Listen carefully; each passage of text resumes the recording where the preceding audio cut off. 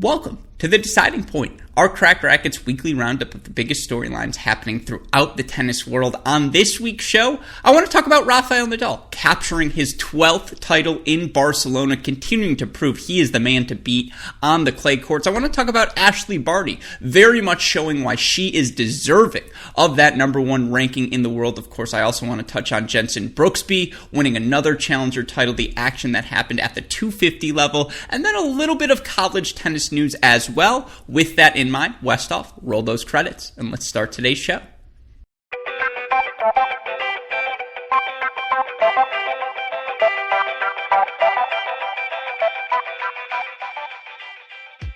Let's just marvel at Rafael Nadal's accomplishments in Barcelona. For his career, he is now 66-4 at the event, of course, Barcelona's stadium court called Rafael Nadal Court. You can understand why, as Rafa earns his 12th title of his career this week in Barcelona, knocks off Stefanos Tsitsipas in a fantastic three-set final. And you look for Rafa now, he is one of just 6 players to be ranked in the top 16 in both hold percentage and break percentage via Tennis Abstract's stat leaderboard. Now, of course, those two numbers, metrics of how frequently someone is holding serve, how frequently someone is breaking serve, that there are only 6 ATP players in the top 16 of both categories, speaks to how difficult it is to exceed at both of those things, and speaks to why Rafael Nadal continues to have the degree of success he has this late in his career. You look for Rafa now, he's 25-6 since the tour resumed in August, and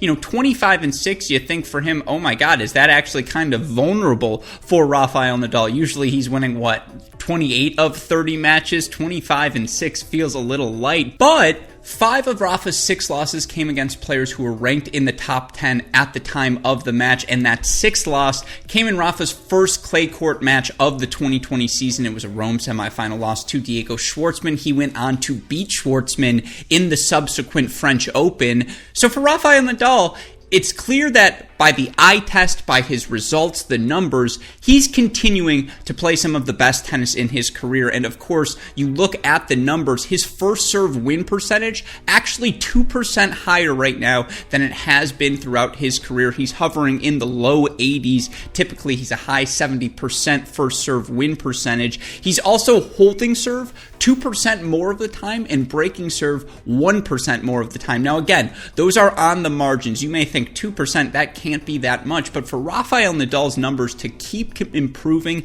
at this stage of his career, it speaks to how much more efficient he has become as a player. Early in his career, he could get by with his physicality by just extending matches 2-3 hours, outlasting opponents.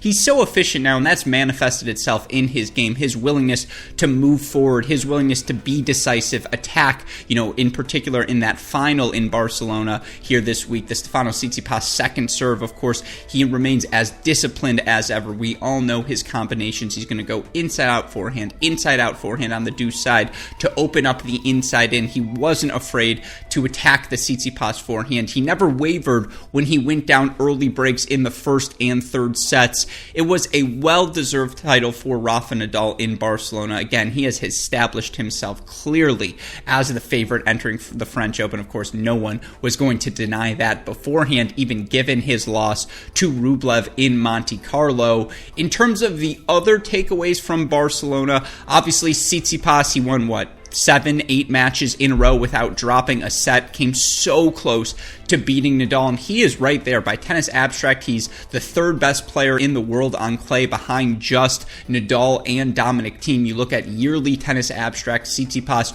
ranks as the number 1 player here in this 2021 season. You can understand why for Tsitsipas. He's 45-11 since the tour resumed in August. He's made 2 Slam semifinals. He's made 2 finals on top of all of the semifinal runs. He has made quarterfinal runs. He's made as well. You have to be really, really good to beat Stefanos Tsitsipas right now. Of course, Rafa is really, really good, but short of that sort of performance, it's going to be really hard to knock Tsitsipas out at the French Open. Of course, your other semifinalists, Jannik Sinner, Pablo Carreno Busta, they're not going anywhere. And Sinner was a quarterfinalist last year.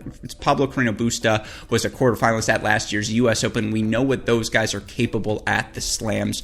Barcelona was a very good sneak peek of what we've got ahead of us here in this ATP clay court season. That Rafa won the title should surprise no one. That Tsitsipas made another final is something people should get used to. Sinner, Carreno Busta, all the other fantastic players in the weights as well. It was an outstanding week of tennis in Barcelona.